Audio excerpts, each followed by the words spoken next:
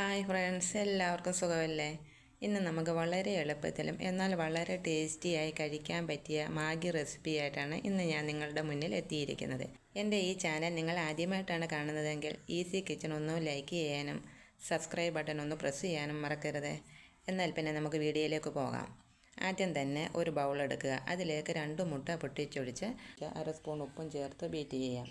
കുറച്ച് വെജിറ്റബിൾസ് ചേർത്ത് കൊടുക്കാം. അതിനായി ഒരു അരമുറി സബോള ചെറുതായി അരിഞ്ഞതും, ക്യാരറ്റും ക്യാപ്സിക്കവും, തക്കാളി, പച്ച ഗ്രീൻ ബീൻസ്, ഒരു പച്ചമുളക് ചെറുതായി അരിഞ്ഞതും, പിന്നെ ബോയിൽ ചെയ്തെടുത്ത നമ്മുടെ മാഗിയും അല്പം മല്ലിയിലയും മാഗി മസാലയും ചേർത്ത് നന്നായി ഒന്ന് മിക്സ് ചെയ്യാം.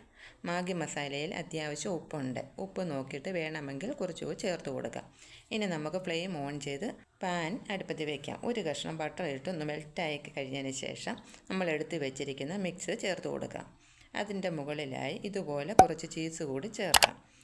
അവസാനമായി കുറച്ച് റെഡ് ചില്ലി സ്ലൈസും ഒരു പിഞ്ച് കുരുമുളക് ക്രഷ് ചെയ്തതും നമുക്ക് ചേർത്ത് കൊടുക്കാം. അതിനുശേഷം നമുക്കിത് ഒരടപ്പ് കൊണ്ടൊന്ന് മൂടി ഒരു 5 മിനിറ്റ് ലോ ഫ്ലെയിമിൽ വയ്ക്കാം. ഇപ്പം നമ്മുടെ ഓംലേറ്റിൻ്റെ സൈഡൊക്കെ ഒന്ന് മുരിഞ്ഞ് ആ ചീസെല്ലാം ഒന്ന് മെൽറ്റായി വന്നിട്ടുണ്ട്. അതിനുശേഷം നമുക്കൊരു പ്ലേറ്റിലേക്ക് മാറ്റാം. ഇതുപോലൊന്ന് കട്ട് ചെയ്തെടുക്കാം. പിന്നെ നമ്മുടെ കയ്യിൽ ബട്ടറില്ല, ചീസില്ല എന്നോർത്ത് ആരും ഇത് ഉണ്ടാക്കാതിരിക്കേണ്ട.